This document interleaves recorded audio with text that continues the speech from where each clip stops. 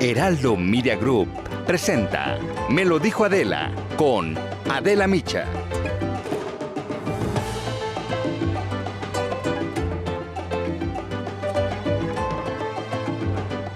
Bueno, pues ahora les damos la bienvenida a todos quienes nos van a empezar a sintonizar a través de El Heraldo Radio en toda la República Mexicana. Esto es Me lo dijo Adela, yo soy Adela Micha y me da un enorme gusto recibirte aquí en este espacio.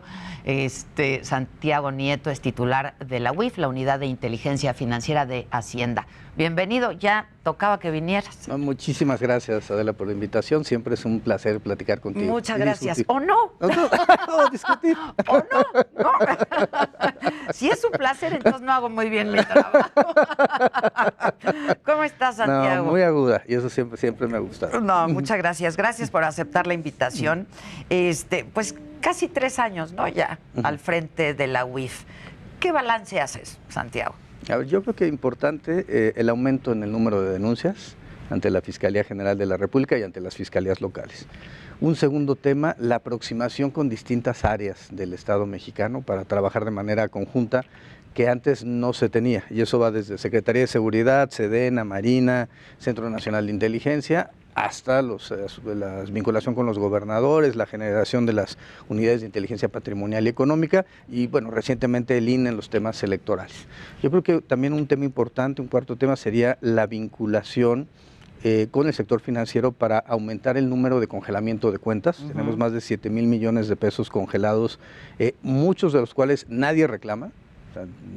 Sobre todo en narcotráfico y trata de personas, nadie lo reclama y que creo que es importante que cambiemos la dinámica legal para efecto de poder utilizar ese dinero para el instituto, para devolver al pueblo lo robado, la tesorería de la federación, como sea. O sea, buscar algún mecanismo. Ahí está esa lana. Ahí está ese dinero, en este momento se lo quedan los bancos y creo que sí valdría la pena hacer algo para poder utilizarlo para beneficio del Estado mexicano, máximo en las condiciones en las que vivimos por la pandemia y toda la contracción que hemos visto, ¿no? Bueno, pues se necesita. ¿no? Se necesita. Ahora, ¿cómo están trabajando juntos? ¿No? Todas las áreas, ahora que me dices con el INE, etcétera, ¿cómo están trabajando juntos? Bueno, con el INE, la ley, desde el año 2014, obliga a que haya un convenio de colaboración entre el INE y la UIF para intercambio de información. Después, a propuesta, de la consejera Humphrey, para los temas de violencia política en contra de las mujeres, nos metimos a hacer 2 anexos técnicos. Lorenzo Córdoba estuvo de acuerdo y al final fueron un anexo técnico para el procedimiento especial sancionador, incluyendo el tema de violencia política en contra de las mujeres, para algo muy importante, poder identificar la capacidad económica de los agresores. Okay. Claro, alguien puede decir, bueno, es que es un presidente municipal en un municipio de Oaxaca perdido, sí, pero esa persona puede ser un cacique en la zona y eso hay que poderlo medir. O finalmente, si el INE o la sala regional especializada les van a poner una sanción, esto tiene que ser con base en la capacidad económica real. Por otro lado, se hizo un anexo para tener intercambio de información, para tener modelos de riesgo, que trabajamos conjuntos entre el INE y la UIF, cada quien el suyo, pero digamos calibrándolos. Y, por ejemplo, nos mandaron el padrón de proveedores del INE para ver que no hubiera empresas fachada o factureras.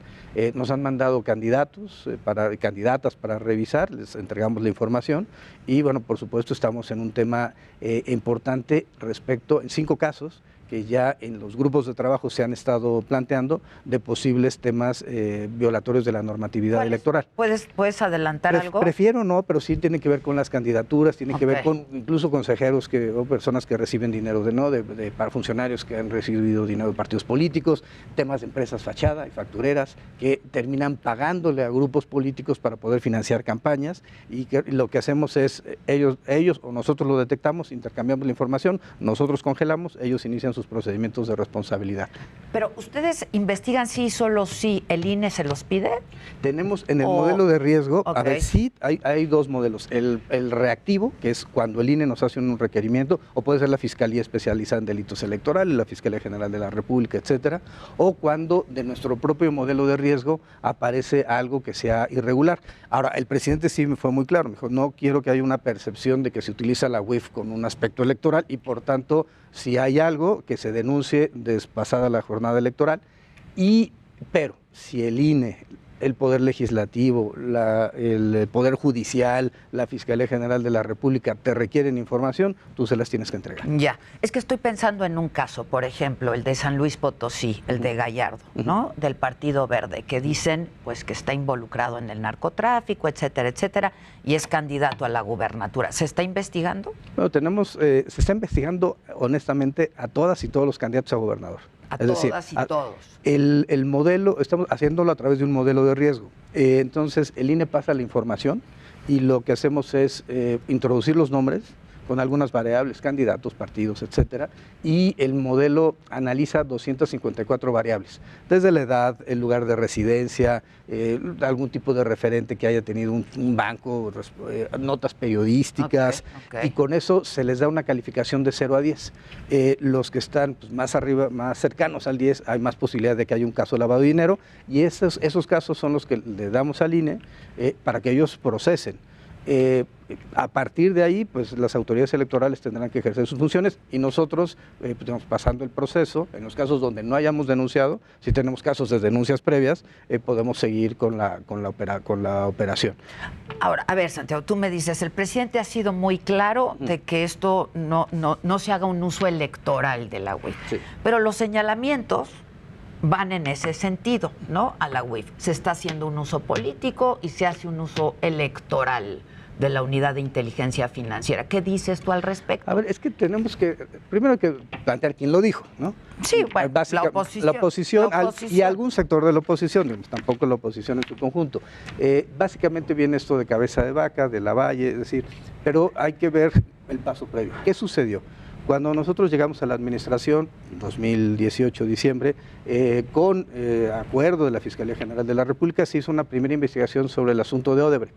Era un caso que para todos era una espina en el corazón en cuanto a que solamente México y Venezuela éramos los únicos países que no habíamos podido generar una acción en contra de los temas de corrupción y de cohecho internacional de que Odebrecht. Aquí no se hicieron. Que aquí no se hicieron. Y el resultado fueron una serie de denuncias ante la Fiscalía y como sabemos la Fiscalía obtuvo órdenes de aprehensión, una de ellas en contra del señor Lozoya, de su señora madre, etcétera. A partir de ahí, en una confesión de hechos propios, Emilio Lozoya plantea y acusa a 70 personas físicas y morales, pero ya para esto estamos hablando de que ya había pasado todo 2019, que había estado prófugo de la justicia una buena parte, que en 2020 se localizó, que había sido este proceso de testigo colaborador, de un criterio de oportunidad. Y a partir de ahí nosotros hacemos la investigación. El caso de Cabeza de Vaca empieza en marzo del año 2020 con un requerimiento de la Fiscalía General de la República. No es algo que nosotros hayamos hecho de forma electoral. El proceso electoral empezó hasta septiembre. Las campañas electorales pues recientemente iniciaron.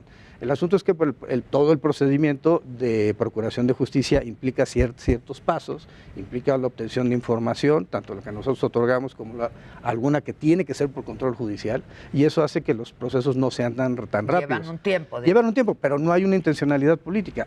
A ver, lo que sí queda, digamos, muy claro fue que desde nuestro punto de vista habían existido algunas irregularidades, por ejemplo en el caso de Cabeza de Vaca, por ejemplo en el caso de Lavalle, los casos se denunciaron. La Fiscalía encontró elementos suficientes y en un caso solicitó la declaración de procedencia y en otra pues vinculó a proceso. Pero no es que se trate de un tema o de un uso, digamos, electoral. Es simple y sencillamente los tiempos, el procedimiento. ¿Cuánto podemos confiar que la UIF es independiente, Santiago? A ver, creo que una premisa fundamental de las unidades de inteligencia, de acuerdo con la recomendación 29 de Gafi, es precisamente la autonomía técnica y de gestión. Sí, sin duda. Hay distintos tipos de unidad, digamos, y aquí el tema es que hay a veces, la nuestra es una unidad administrativa, digamos, dependiente de la Secretaría de Hacienda, a veces son del Banco Central, y nosotros somos una unidad, ¿no? Creo que valdría la pena que tuviera una característica distinta. El PAN ha planteado que fuera un órgano constitucional autónomo, hay iniciativas, por ejemplo, de Morena, diciendo que sea un organismo más bien descentralizado, pero digamos, se ha planteado varias, hay quien ha dicho, tiene que ser como el SAT, un organismo desconcentrado, entonces ha habido varias propuestas respecto a cómo tendría que operar la unidad. Hasta ahorita está como hasta está. este momento está como está y somos una unidad dependiente del secretario de Hacienda, que evidentemente depende del presidente de la República, del Ejecutivo Federal. Sin embargo, yo puedo decir que a mí lo que me han dicho es, salga quien salga. Y hemos estado pues denunciando casos de gobiernos de Morena. Sí, por supuesto, gente vinculada, por ejemplo, al gobierno en el estado de Morelos, o tuvimos casos también vinculados con los administradores aduanales designados por este propio gobierno. En un trabajo conjunto con Horacio Duarte y con Raquel Buenrostro nos permitió mover a más de 10 administradores aduanales, donde encontrábamos cosas de empresas fachada que terminaban pagándole sueldos y salarios o a nombre de la mamá o del papá, etcétera, de empresas que al final del día tenían algún trato comercial con la aduana. Entonces, ese tipo de cosas, evidentemente, en buen español se llaman corrupción, y es el tipo de cosas que hay que combatir, ¿no? Porque si estás de acuerdo conmigo, porque seguramente lo has escuchado, que dicen es que la UIF tiene un zapato encima, ¿no? Si hablas, si eres oposición, si hablas mal, etcétera, etcétera, pues ya te mandan a la UIF, ¿no? Sí, pero más que a la UIF, nosotros lo que hacemos es entregar la información y en muchos casos pues, yo no puedo, digamos, medir cuál es la operatividad política, ¿no? Si en un caso la presa La Boquilla, ¿no? Que eso fue de lo más cuestionado, nos solicita la Secretaría de Seguridad Pública que investiguemos a varias personas y encontramos irregularidades, pues se denuncian esas irregularidades. Si la Fiscalía va o pide algún tipo de información, o la Secretaría de la Función Pública, pues mi obligación es darle la información.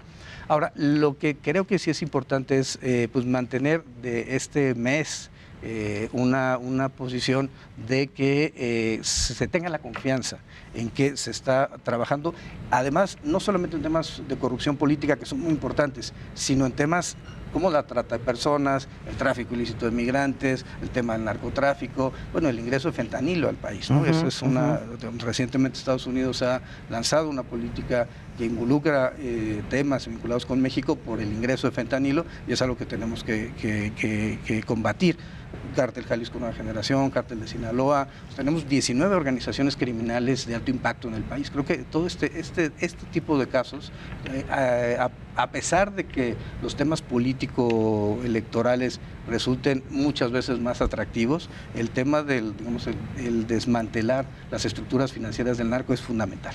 O de la trata de personas. O de la trata, que niñas, es otro, niños. sí, claro, que además es otro negocio multibillonario, ¿no? Sí, se habla de 150 billones de dólares de ganancias anuales en tema de trata de personas. Después del tráfico de drogas, muy similar al tráfico de armas, son las actividades delictivas más redituables en el sistema, digamos, en el ámbito criminal. Y de América Latina, pues estaríamos hablando que hay un 12%. Y México, desafortunadamente, tenemos problemas de turismo sexual infantil en algunos espacios. Y es algo que evidentemente se tiene que combatir, ¿no? Ahora, a ver, Santiago, mencionabas a cabeza de vaca. Desde la UIF, ¿cómo va este proceso?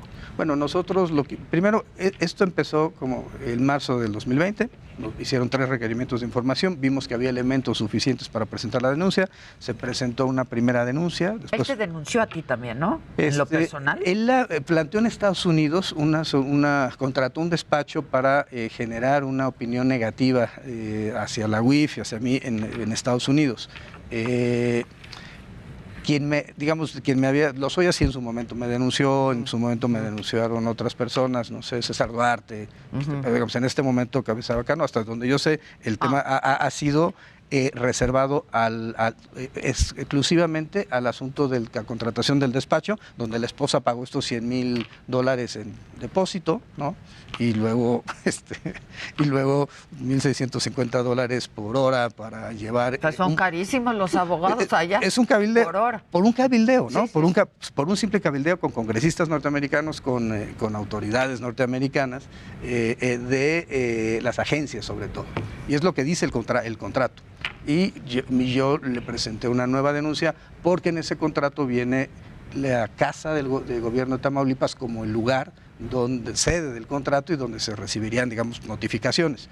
Y eso es utilizar un bien público pues, para fines privados. Si el tema es público, entonces lo que hay que ver de dónde sacó la señora los $100,000 que depositó para el inicio de esto, ¿no? Ahora, ¿qué ha pasado? llegó a la fiscalía lo valoró, se presentó la denuncia, la solicitud de declaración de procedencia, la sección instructora lo avaló, llegó al Pleno y en este momento estamos ahí. El Congreso del Estado de Tamaulipas presentó una controversia ante la Corte y mi interpretación de la Constitución de Tamaulipas es que lo que procedería es que el Congreso designara un gobernador sustituto. Pero evidentemente esto tendrá, uno, que resolverlo la Corte, y dos, la decisión está en manos de la Fiscalía si solicita o no una vinculación a proceso. ¿Cómo estás trabajando con la Fiscalía? Bueno, con el fiscal es público que no hay un buen... Sí, pero más allá de las filias y fobias personales, yo creo que lo que importa es que las instituciones funcionen. Yo diría que con CEDO, por ejemplo, pues hemos trabajado muy bien estos temas de delincuencia organizada, tenemos mesas periódicas, hay un gabinete de judicialización que se reúne periódicamente con la gobernadora, la jefa de gobierno, los gobernadores, y trabajamos temas, particularmente, por ejemplo, este asunto de cabeza de vaca. Con CEIDEF, aunque hay tensiones, pues se trabajó, se apoyó en el asunto de Lavalle. Con la Fiscalía Anticorrupción hemos trabajado muchos casos, incluyendo magistrados federales, que es algo que al presidente de la Corte, Saldívar, le importa mucho, que no haya corrupción judicial, y este era un caso de un magistrado que tenía 50 millones de pesos en sus cuentas que no podía comprobar. Y bueno, con la Fiscalía Electoral yo tengo un enorme aprecio por el maestro Ortiz Pinchetti, y bueno, por supuesto, pues toda la colaboración. Digo, eso es por mencionar algunas áreas. Ahora con Scrapa estamos trabajando el tema de extinción de dominio de estos 7,000 millones, los primeros 600 los queremos trabajar para que se extinga el dominio, y eso pues, le corresponde jurídicamente a la Fiscalía, y pues ha habido acercamiento. Ahí vamos. O la Fiscalía de la Ciudad de México, o la del Estado de México, trabajamos muy bien. Con la general, pues con la institución, digamos, con el fiscal no hay un buen entendimiento, digamos. A ver, ¿no se está abusando del congelamiento de cuentas, Santiago? A ver, eso es una arma poderosa, evidentemente. Muy poderosa. Pero es algo que se puede ejercer solamente en aquellos casos en que se tiene algún indicio de que existió una irregularidad financiera. Llámese empresas fachada, factureras, lavado de dinero, narcotráfico, etcétera. Y también lo cierto es que tenemos la jurisprudencia Medina Mora, que es un mecanismo por el cual las personas pueden acudir al juicio de amparo o a una garantía de audiencia en sede administrativa para poder aclarar. La recomendación 38 de Gafi señala que cuando hay una petición internacional se tiene que actuar, y que es importante que a nivel local se desarrollen procedimientos de este tipo cuando estemos en presencia de casos en el ámbito local. Casos del cártel de Sinaloa, cártel Jalisco, pues por supuesto que se vinculan a Estados Unidos, o de corrupción política. No tienes ni idea, bueno, sí lo sabes, pero ¿cuánta gente termina de la clase política comprando bienes inmuebles en Estados Unidos, ¿no? Pero la parte, yo creo que más importante es que hay casos a nivel local, por ejemplo, Tenancingo, Tlaxcala, ¿no? Los temas de trata, que pues no van a tener repercusión internacional, y por tanto es importante tener un mecanismo para que no se mueva el recurso. Ahora, tenemos un enorme problema. O sea, seguir la ruta del dinero, exactamente, ¿no? O sea, ese es el objetivo. Es que estoy pensando en el caso que tuiteaste ayer, por ejemplo, de Andrés Roemer, que está acusado de violación. Entonces, ¿por qué congelarle sus cuentas?